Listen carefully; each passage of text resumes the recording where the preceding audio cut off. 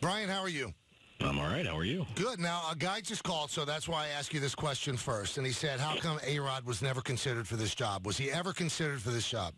I reached out to Alex. The first phase of this process was putting together a preliminary potential list. Uh-huh.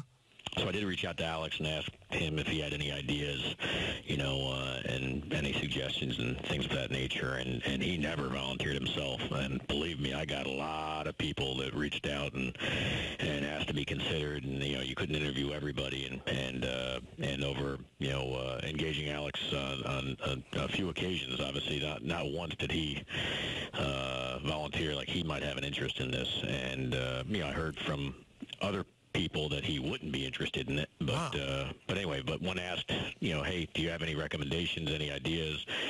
Certainly, he did not provide, that opportunity that he wanted to be considered. So, were you shocked that his girlfriend J-Lo sent out a tweet? A-Rod should be manager.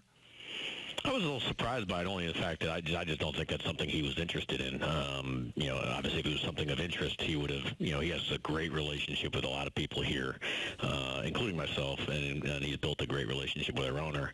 And if he was interested, he would have made sure that all of us knew whether it was going to be indirectly or directly. And so, I know that, a lot of people realize that he's a great baseball mind, and he is. But I think, I don't want to speak for him, but I believe he's perfectly content and happy in the current life that he's had. And I've never been, ever got the impression from Alex that managing a baseball team, let alone this particular one at this particular time, is of interest to him. What's the number one trait Aaron Boone has that you're excited about him bringing to the table for the Yankees? I don't know if it's a number one trait. I think he just brings a lot. There's a lot of things that I think, what served me well is I try to surround myself with as many people that, essentially are smarter than me. And I think Aaron brings a lot to the table in terms of baseball intellect, in terms of a well-rounded common sense approach. He's got a very great way about him. I think he relates extremely well with anybody and everybody. And I think he's progressive and open-minded. Our analytics people were surprised by, how his mind works and what he gravitates when left to his own devices. And so there's a lot of different things. There's just not one thing. It's interesting, and I asked you this on Yes on the TV show that we had, and I just want our listeners to be able to hear it as well. There always was that perception, they called Joe Girardi Binder Joe and Joey Loose Leaves, and that he did everything according to the numbers that were sent down. But you told me today that the manager has his own free will, and that's going to go for Aaron Boone as well, right? That is correct, and I never understood why people chose to criticize Joe Girardi for utilizing information to guide his decision making, and that was information that he collected and assembled for himself.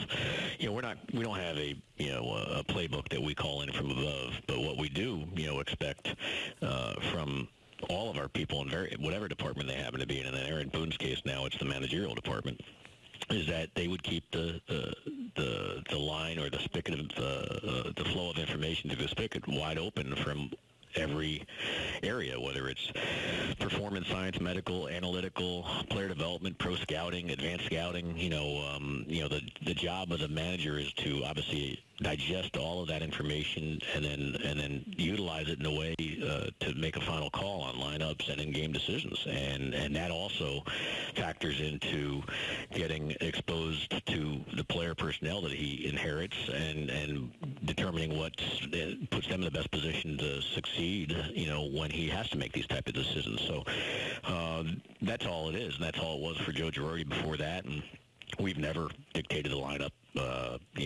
in singular or 1 through 9 ever with Joe Torre or Joe Girardi, and it won't be happening with Aaron Boone. So, but we do, expect, like we do of all departments, to have an open mind and utilize and gravitate to all good information, and then process it in a way that allows you to make the best decisions possible on a consistent basis. We're talking with Brian Cashman, Yankee Senior VP and GM.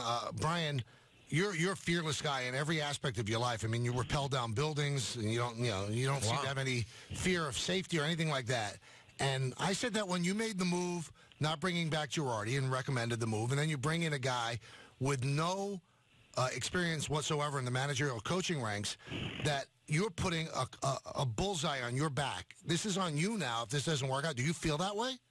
Well, I think that's the way it's going to work out. A couple different ways to answer the question is, first and foremost, I think it'll play that way media-wise because it's an easy narrative to fall into. Is this the biggest decision I've made or the toughest decision I've made? No, it's not. I think the most important decisions line up with how we acquire talent and the collection of talent, whether it's the draft, whether it's international signing, whether it's trades, free agents. Obviously the talent acquisition side is the most vital and important aspect of what's going to allow this franchise to be successful. And then, obviously putting somebody in place to help manage that talent, is extremely important. But it's not the toughest or biggest decision I've had to make. I think that comes down to, obviously, providing enough talent on the field to play that whoever manages and coaches this club have a chance, out of the gate to have success. So, when you're making a decision to trade, what we traded this summer away to bring in Canely and Robertson or Sonny Gray et al., or, turning the clock back when we traded John Ryan Murphy for Hicks, and some of these are successful ones, clearly. I'm not doing that on purpose, but whether it's Shane Green for Didi, these are difficult decisions that are going to play well by performance or not on the field, which allows all of us to have success. So those, the decision Damon Oppenheimer is making when he selects an Aaron Judge, or the decision Donnie Rowan, our international scouting director, makes when he signs Gary Sanchez and Severino, and all those things are involved by our decision making, that's going to impact our club more than anything else that I do. So I think those type of decisions are tougher when you have to, go all in and on player acquisition stuff, more so than gravitating to good baseball people. And I think Aaron Boone's a good baseball man, and I think he's going to serve us well, just like I think the guy we had in that chair for 10 years before was Joe Girardi, was great baseball people too. So